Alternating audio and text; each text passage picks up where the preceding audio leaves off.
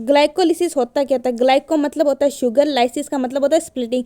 Sugar की splitting से जो हमें प्रोडक्ट मिलता है उस पूरे प्रोसेस को हम बोलते हैं ग्लाइकोलिसिस। ग्लाइकोलिसिस में हमें पायरुविक एसिड मिलती है, किसके ब्रेकडाउन से? ग्लूकोज के ब्रेकडाउन से हमें पायरुविक एसिड मिलती है, और एक ग्लूकोज मुख्य मॉलिक्यूल से 2 पायरुविक एसिड मिलती है। इतना क्लियर? ठीक है। अब इसको हम ईएमपी पाथवे भी बोलते हैं। क्यों बोलते हैं ईएमपी पाथवे? क्योंकि 3 साइंटिस्ट थे। कौन कौन से? मेयरहोफ, एम्बेडेन और पेरेंस। इन तीनों के, एम्बेडेन का ई, मेयरहोफ का एम और पेरेंस का पी, इन तीनों को मिला के ईएमपी पाथवेज को बोला जाता है। ये डन हो गया। अब ये होता कहाँ पे? ये कहाँ पे अक्कर होता है?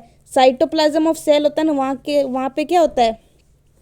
वहाँ पे क्या होता है? ग्लाइकोलिसिस अक्कर होता है। अभी हमें पता है जब सुक्रोज ब्रेकडाउन होता है तो वो किस में टूटता है? सुक्रोज से हमें क्या मिलता है? Glucose plus fructose. अब जो ग्लूकोज होगा ना वो आगे ग्लाइकोलिसिस करेगा। देखते हैं जो ग्लूकोज होगा। अब देखो पहले जो 3 स्टेप होते हैं वो क्या होते हैं? एनर्जी रिक्वायरिंग होते हैं। इनके अंदर एटीपी क्या होती है? इनके अंदर एटीपी क्या होती है? यूज़ होती है। एटीपी क्या होती है? यूज़ होती है। ठीक है, ये डन हो गया। पहला स्टेप होगा जिसमें क्या होगा? ग्लूकोज किस में कन्वर्ट होगा? ग्लूकोज 6-फॉस्फेट। इसके अंदर क्या होगी? फॉस्फोराइलेशन होगी। और कौन से एंजाइम से होगी? हेक्सोकाइनेज से होगी। याद रखना कौन सा एंजाइम है? हेक्सोकाइनेज। इसमें एक एटीपी का मॉलिक्यूल यूज होगा और ग्लूकोज 6-फॉस्फेट बनाएगा। डन है। फिर उसके बाद ग्लूकोज 6-फॉस्फेट आइसोमराइज होगा और किसके अंदर कन्वर्ट होगा? फ्रक्टोज 6-फॉस्फेट। अब ये देखो, ये पूरा 10 स्टेप प्रोसेस है। पहला, दूसरा, तीसरा, चौथा, 5वां, 6वां, 7वां, 8वां, 9वां, 10वां। 10th स्टेप पे हमें क्या मिल गई? पायरुविक एसिड मिल गई। तो ये टोटल कितने स्टेप होते हैं? 10 स्टेप प्रोसेस है ग्लाइकोलिसिस। और जो पहले 3 होते हैं ना, पहला, दूसरा, तीसरा है ना, ये जो 3 होते हैं ना, इनमें क्या होता है? एटीपी यूज होता है। उसके बाद हमें एटीपी मिलेगा, एटीपी यूज नहीं होगा, लेकिन इन प्रोसेस में एटीपी यूज होता है। 2 जगह एटीपी यूज होगा। पहले ग्लूकोज से ग्लूकोज 6-फॉस्फेट बनाने के बाद, उसके बाद जो फ्रक्टोज 6-फॉस्फेट है ना, वो फ्रक्टोज 1,6-बाइफॉस्फेट में कन्वर्ट होगा। क्या यूज़ करके? एटीपी। अब ये 2 मॉलिक्यूल हो गए। अब भाई फ्रक्टोज के लिए इसको संभालना बहुत ज़्यादा मुश्किल हो जाएगा। तो ये तो इससे छुटकारा पाना चाहेगा ना भाई, इसको जल्दी से जल्दी तोड़ो और मेरे को इससे छुटकारा दिलाओ। तो ये क्या होता है? गप और ढप में कन्वर्ट हो जाते हैं। गप क्या होता है? Glyceraldehyde phosphate.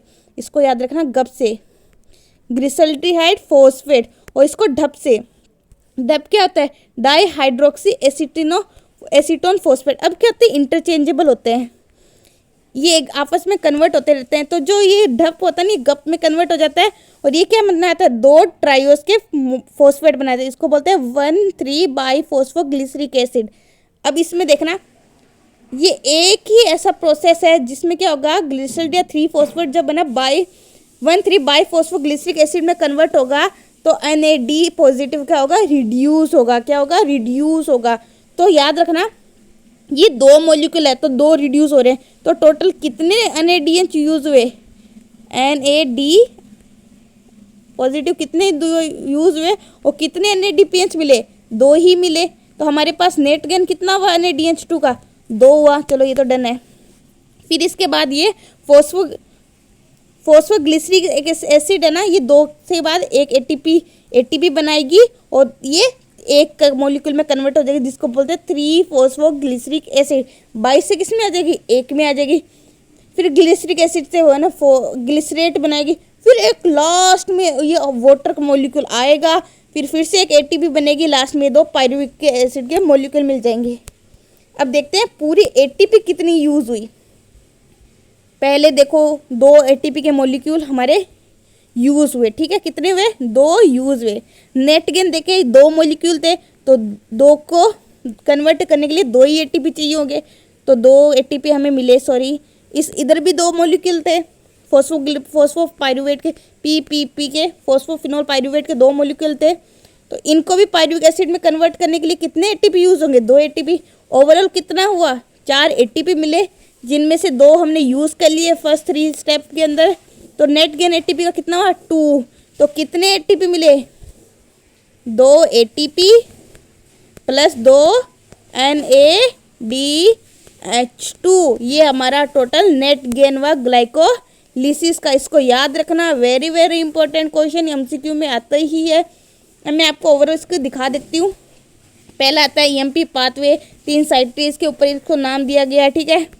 फिर उसके बाद इसकी फॉस्फोराइलेशन कराएंगे, ग्लूकोज 6 फॉस्फेट में कन्वर्ट करेंगे। फिर इसका आइसोमराइज कराएंगे, ग्लूकोज 6 फ्रक्टोज में कन्वर्ट करेंगे।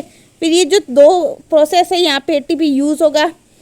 फिर उसको ये यहाँ पे NADH को NADH में कन्वर्ट होगा, NAD पॉजिटिव रिड्यूस होके। पहला स्टेप जहाँ पे 2 NADH के मॉलिक्यूल हमें मिलेंगे और लास्ट में हमें 2 पायरुविक एसिड के मॉलिक्यूल मिल जाएंगे। इधर एक क्वेश्चन पूछा है कि बताओ कितने टोटल नेट गेन हुए और कितना इसमें नेट गेन हुआ। तो नेट गेन कितना हुआ, 2 ATP प्लस 2 NADH2। इसको याद रखना, इसमें सही लिखा नहीं जा रहा है तो आप समझ ही गए होंगे, ठीक है। अब इन्होंने बोला है जो पायरुविक एसिड होता है ये फर्दर 3 प्रोसेस में यूज़ होता है। 2 होते हैं फर्मेंटेशन में, एक होता है जहाँ पे ऑक्सीजन की नीड नहीं होती, और तीसरा होता है एरोबिक जहाँ पे ऑक्सीजन की नीड होती है। अब जो फर्मेंटेशन है इसमें 2 फर्मेंटेशन होगी। पहली होगी फर्मेंटेशन बाय पहली होगी फर्मेंटेशन बाय ईस्ट,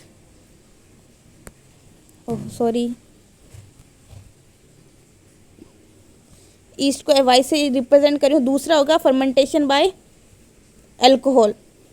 अब जो ईस्ट में जो पायरुविक एसिड जब ईस्ट के अंदर कन्वर्ट हो ईस्ट के थ्रू फर्मेंटेशन होगी तो हमें क्या मिलेगा, इथेनॉल प्लस कार्बन डाइऑक्साइड, और इनमें याद रखना NADH का मॉलिक्यूल यूज होगा। तो हमें ग्लाइकोलिसिस से 2 NADH के मॉलिक्यूल मिले तो जो इसमें यूज हो जाएंगे। तो ओवरऑल इसमें दोनों प्रोसेस में नेट गेन कितना होगा, 2 ATP के मॉलिक्यूल का नेट गेन होगा। जब ये रिड्यूस होगा, पहले देखना where pyruvic acid converted to CO2 and ethanol.